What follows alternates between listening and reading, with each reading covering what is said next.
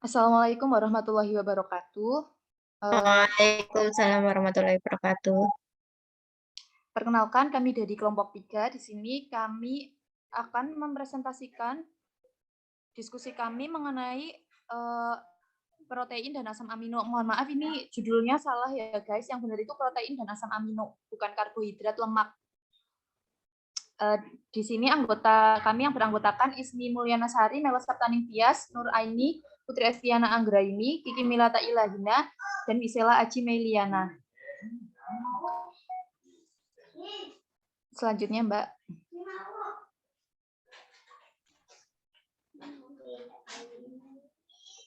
Ganti slide, Dev.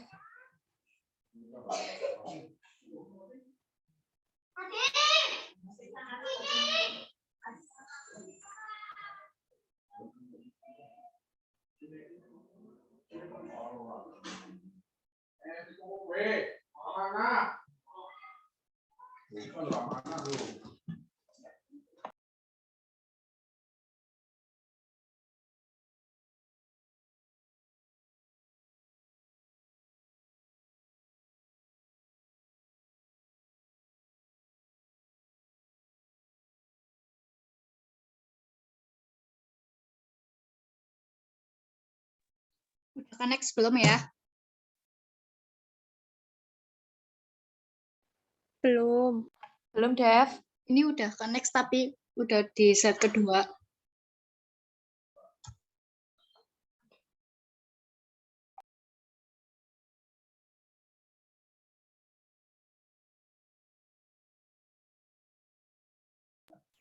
Guys, ada yang tahu caranya nggak biar connect?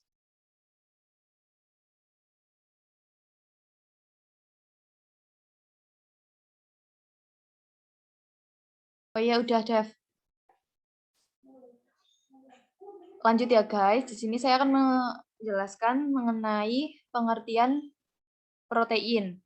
Protein merupakan makromolekul yang terbentuk dari asam amino yang tersusun dari atom nitrogen, karbon, dan oksigen. Beberapa jenis asam amino yang mengandung sulfur atau metionin, cysteine, dan cystein yang dihubungkan oleh ikatan peptida. Dalam makhluk hidup, protein berperan sebagai pembentuk struktur sel dan beberapa jenis protein memiliki peran fisiologis.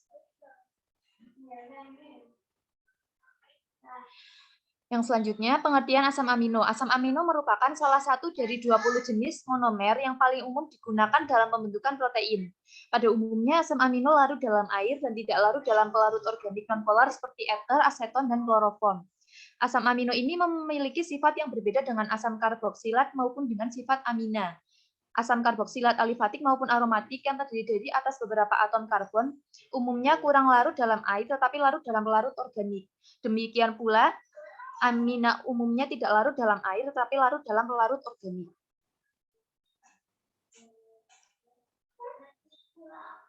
Yang selanjutnya yaitu sumber protein dan asam amino. Sumber protein dibagi menjadi dua, yaitu protein nabati dan protein hewani. Protein nabati adalah protein yang berasal dari bahan makanan jenis serealia, umbi-umbian, kacang dan biji, serta sayur dan buah. Sedangkan protein hewani adalah protein yang berasal dari bahan makanan jenis daging dan ayam, ikan dan hasil olahannya, ayam serta susu dan hasil olahannya.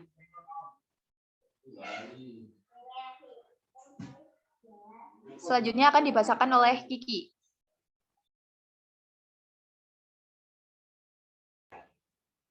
Untuk selanjutnya yaitu ada jalur metabolik asam amino, di mana jalur metabolik utama dari asam amino terdiri atas produksi asam amino dari pembongkaran protein tubuh, digesti protein diet, serta sintesis asam amino di hati. Kedua, pengambilan nitrogen dari asam amino. Sedangkan yang ketiga adalah dengan cara katabolisme. Asam amino menjadi energi lalu melalui siklus asam serta siklus urea sebagai proses pengolahan hasil sampingan pemecahan asam amino. Keempat adalah dengan cara sintesis protein dari asam asam amino. Selanjutnya, yaitu ada klasifikasi asam amino. Yang pertama yaitu dengan berdasarkan struktur rantai samping, di mana asam amino L-alfa dapat dibagi dalam 7 golongan berdasarkan struktur rantai samping sebagai berikut. Yang A yaitu rantai samping alifatik, misalnya yaitu ada glisin, alanin, valin, leusin, isoleusin. Yang B yaitu ada rantai samping yang mengandung gugus hidroksi OH, misalnya yaitu ada serin dan treonin. Yang ketiga yaitu rantai samping mengandung gugus sulfur, misalnya yaitu ada sintein dan metionin. Yang keempat yaitu D, rantai samping mengandung gugus COOH atau amida, yaitu misalnya ada asam asparat, asparikin, asam glutamat, dan glutamin. Untuk yang E yaitu rantai samping mengandung gugus basa, misalnya ada arginin, lisin, dan hidroksilin. Yang ke F yaitu ada rantai sampingnya yang mengandung cincin aromatik, misalnya yaitu ada fenilalinin, triosin, triptofan, dan asam amino. Misalnya yaitu prolin 4-hidroksiprolin. Yang selanjutnya, yang kedua yaitu asam amino esensial dan non-esensial. Ada sekitar 20 macam asam amino dengan yang tergolong asam amino pokok, dalam arti bahwa asam amino ini harus ada untuk mensintesis protein. Protein mempunyai berbagai macam fungsi, antara lain untuk membentuk jaringan tubuh, enzim, hormon, bahan detoksifikasi, komponen darah, dan plasma yang membentuk antibodi dan penyalur impuls saraf. Makanan yang mengandung protein yaitu ada hewani, misalnya daging, susu, keju, telur, ikan, dan lain sebagainya, yang merupakan sumber asam amino esensial. Protein nabatinya yang sering kekurangan yaitu lisin, metilion, dan triptofan. Kebutuhan protein yang disarankan ialah 1-1,5 gram per kilogram berat badan per hari, dan 10-15% kebutuhan energi metabolik berasal dari oksidasi asam amino. Untuk selanjutnya akan dibacakan oleh Mbak Nura. Klasifikasi asam protein. Yang pertama, protein bentuk serabut terdiri atas beberapa rantai peptida berbentuk spiral yang terjalin satu sama lain sehingga menyerupai batang yang kaku.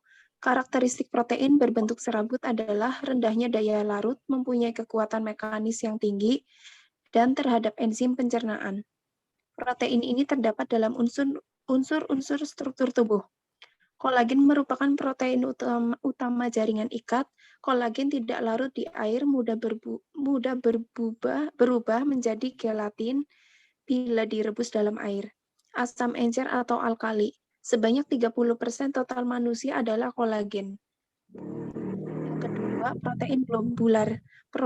Protein globular berbentuk bola, terdapat dalam cairan organ tubuh. Protein ini larut dalam larutan garam dan asam encer, mudah berubah di dalam pengaruh suhu, konsentrasi garam, serta mudah mengalami denaturasi. Yang ketiga, protein konjugasi. Protein konjugasi adalah protein sederhana yang terikat dalam bahan-bahan non-asam amino. Gugus asam amino ini dinamakan gugus prostetik. Selanjutnya,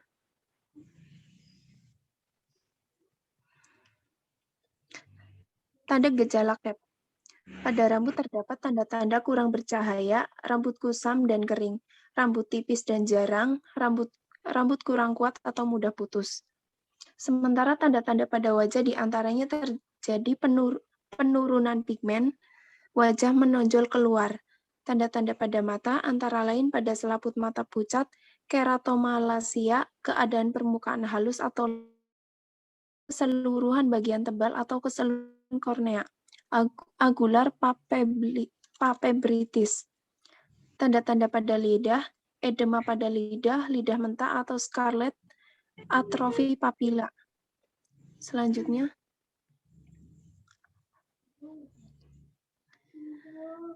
Yang kelima, tanda-tanda pada gigi, mottled enamel, karies gigi, pengikisan, hipolasia enamel, erosi email, tanda-tanda pada gusi, spongy bleeding gums, yaitu bunga karang keunguan atau merah yang membengkak pada papila gigi bagian dalam dan atau tepi gusi. Tanda pada kulit antara lain serosis, keadaan kulit yang mengalami kekeringan tanpa mengandung air, follicular hyperkeratosis, petesiae, bintik hemorrhagic. Tanda-tanda pada kuku diantaranya koilonesia, yaitu keadaan kaku pada bilateral cacat berbentuk sendok pada kuku orang dewasa atau karena sugesti anemia. Kuku yang sedikit berbentuk sendok dapat ditemukan secara umum hanya pada kuku jempol dan pada masyarakat yang sering berkaki telanjang.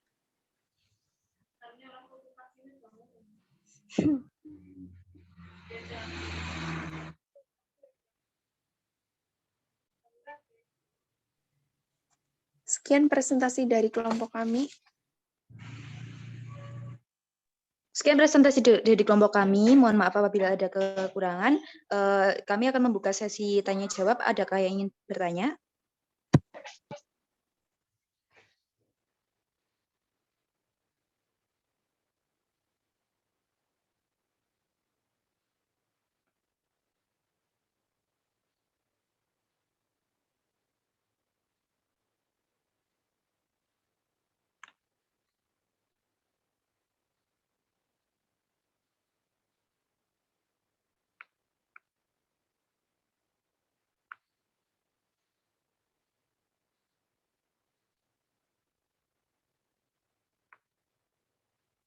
Teman-teman, ini ada yang mau tanya enggak?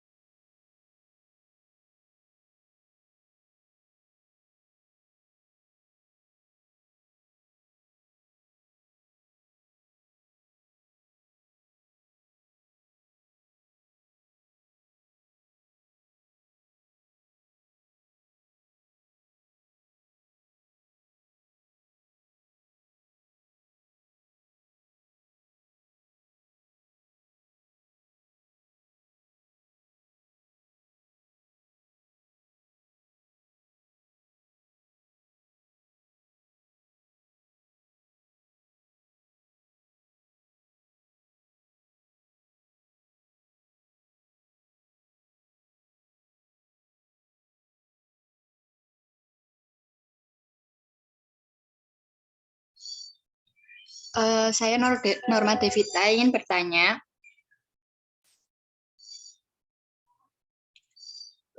Kelompok Ya, Mbak Devita gimana? tadi disebutkan di presentasi ada tanda gejala CAP ya, kekurangan energi protein. Itu biasanya terjadi pada usia berapa? Ya, terima kasih.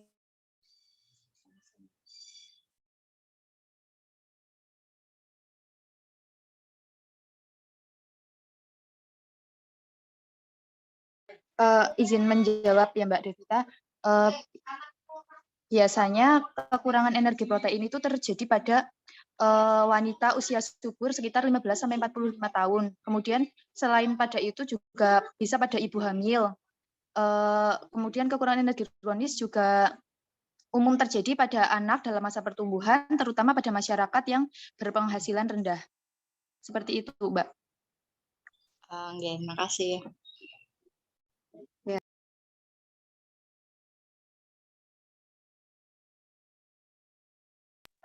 Ada yang ingin bertanya lagi?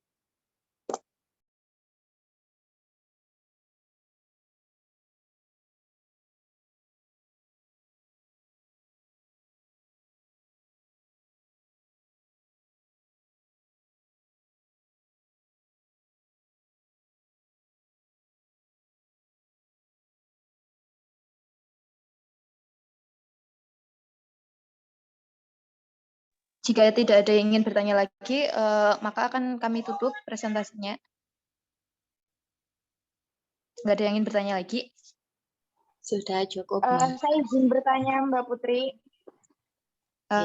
Ya. Ya, perkenalkan, saya Putri Dewi Lestari. Saya izin bertanya, kalau kekurangan protein itu mengatasinya bagaimana ya? Terima kasih. Oh ya, sebentar, Mbak. Ya.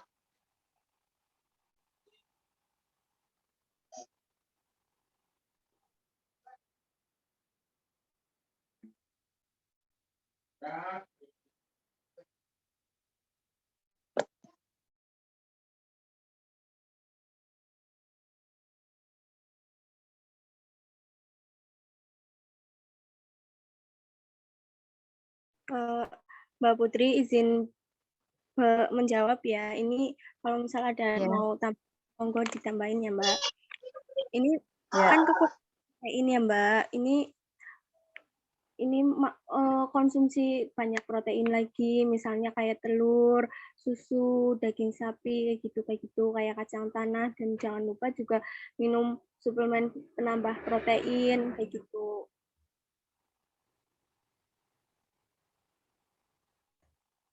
Iya, Mbak Kiki. Bagaimana Mbak Putri Dewi? Apa bisa diterima? Iya, bisa, Mbak. Oke, terima kasih. Ada yang ingin bertanya lagi?